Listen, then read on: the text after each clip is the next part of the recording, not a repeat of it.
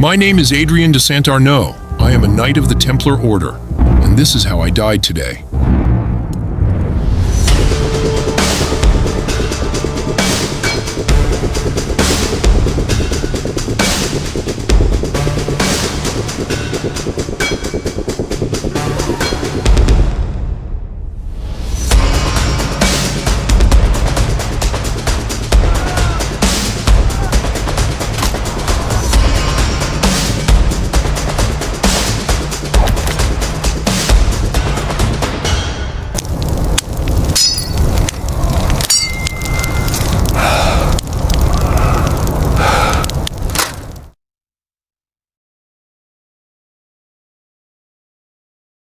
The year is 1147. We have made camp before a fortress we are destined to take. Many of us will not live to see the sunset, and as fate would have it, I am among them. I am certain you would not have survived in the Middle Ages. Now let me tell you how I spent my final day, and how I died today. Chapter 1. Before the battle. The air is thick enough to cut with a sword. It reeks of smoke, ash, iron, and sweat. The world itself seems to be holding its breath, a silence so tense you can hear the damp crackle in the embers and the slow drip of dew sliding from the edges of our tents. The camp is awake. Men move about quietly, preparing for what is to come. Soon this place will be buried under dust and blood, and the stillness will break into screams. I sit by the fire, watching the flames lick the rim of a soot-blackened pot. Around me, no one speaks. Each man is lost in his own ritual. One mends a strap, another sharpens a blade, another stares into the void as if trying to glimpse his fate. At moments like these, all men are equal, baron or peasant, noble or foot soldier. Thought fades away, leaving only the awareness of death drawing near. What does one do before battle? One checks his armor. Mine weighs more than 30 kilograms. The chainmail alone, 15. The helmet about 5. The breastplate and plates another 10. It all drags you downward, as if the earth already claims you. Beneath the mail, a padded gambeson clings to the skin, soaked with sweat, leather, and salt. It rubs your body raw, a reminder of every fight you've lived through. Once the helmet is on, the world becomes narrow, distant, and deaf. You see only what lies straight ahead, your goal. There's no turning back. You hear only your own breathing, heavy, echoing inside the steel. A knight learns to live within armor from childhood. Horseback riding, fencing, wrestling, throwing the spear, again and again, until the body trembles. One mistake brings a bruise. 2, a broken bone. 3, and you will never rise again. A knight's life seldom exceeds 30 years.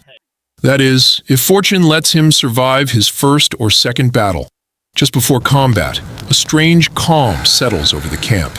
Commanders stride along the ranks, shouting brief orders, checking weapons. Then the priest walks among us, his voice low, but carried by the wind. He gives his blessing. Some cross themselves, others simply stand, staring at the ground in silence. After that, there is no return. We march the last road. I rise, my armor groaning softly, metal against leather. The horses grow restless. They smell fear better than we do. The world narrows as if I'm peering through a slit between fate and death. Outside, the drums begin to beat. Horns cry out. The ground trembles underfoot, alive with the footsteps of men and the breath of beasts. I feel the pull of my sword, the weight of it dragging down my arm, and with it, my thoughts grow simpler. Step, breathe, strike. Nothing else matters. In a few minutes, it will begin. And who knows, perhaps some of us are looking at the dawn for the last time. I try not to think of that. I simply wait. Right before the signal, I turn. Behind me, our banners flutter, red and white against the pale sky. Beside me stand the men with whom I have shared bread, rain, darkness, and fear. And suddenly, everything is perfectly clear. There's nothing more dreadful than waiting. After that, even death feels easier. The horn sounds. I tighten my grip on the hilt, feeling the cold kiss of steel against my fingers, and that chill steadies me. Now all is decided. The rest belongs to fate.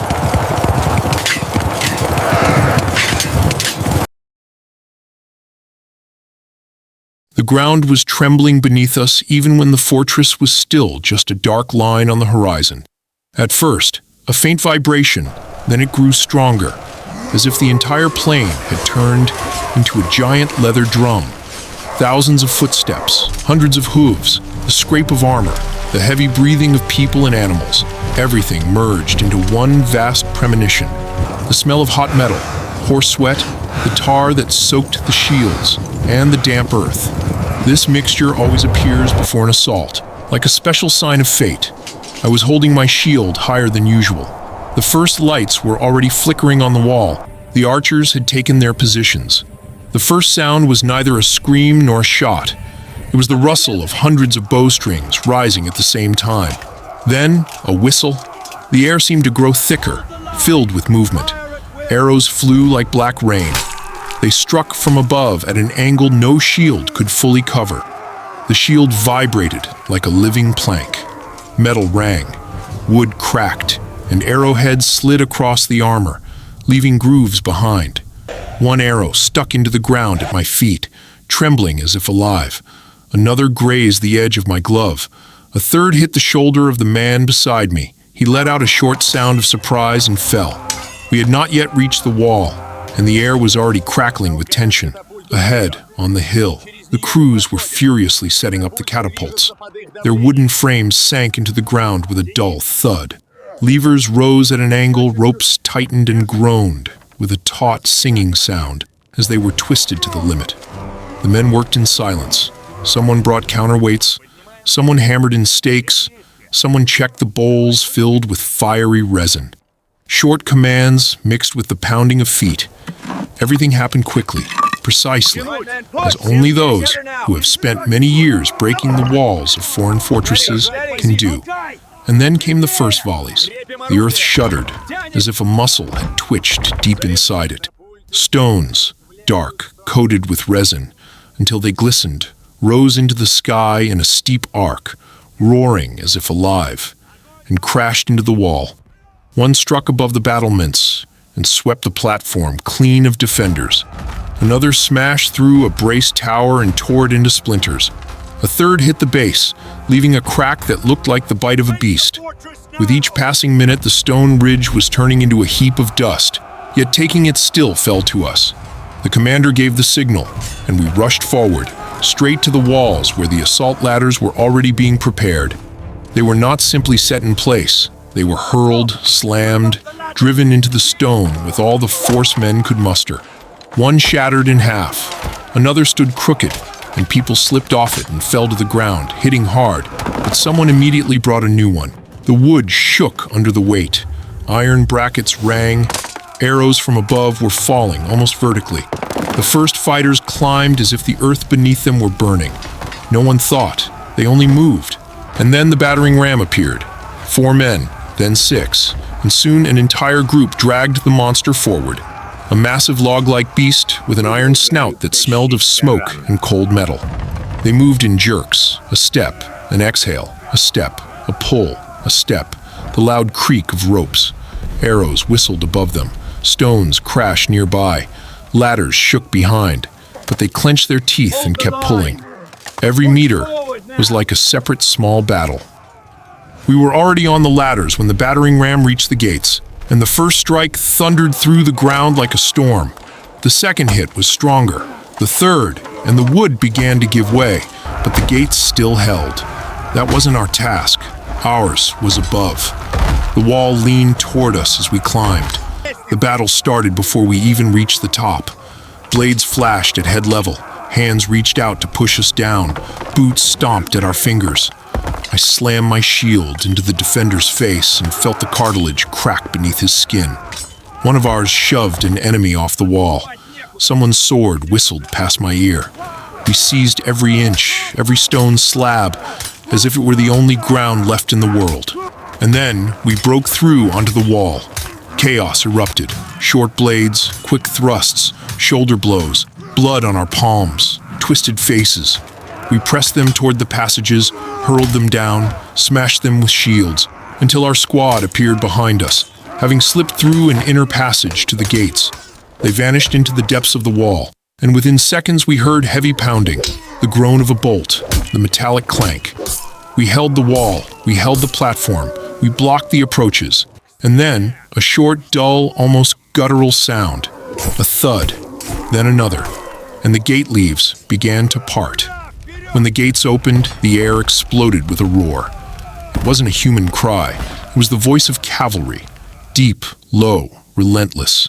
It rolled into the fortress like a falling stone avalanche.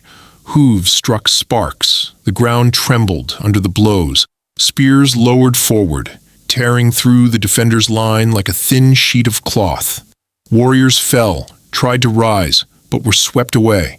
Our men shouted, hammered their shields, rushed forward behind the mounted storm.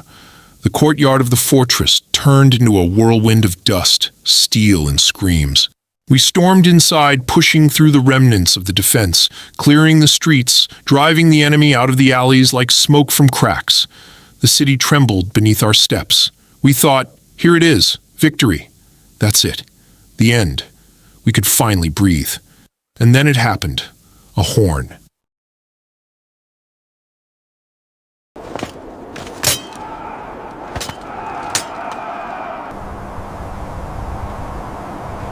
Deep, drawn out, ancient, as if it rose from beneath the earth.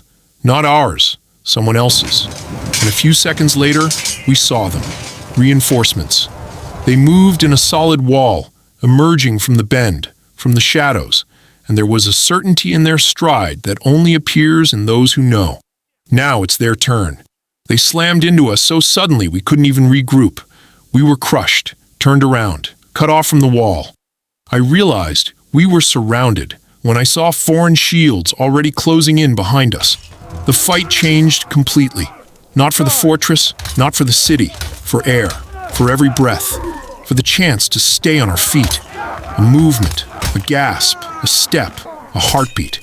My sword grew as heavy as stone.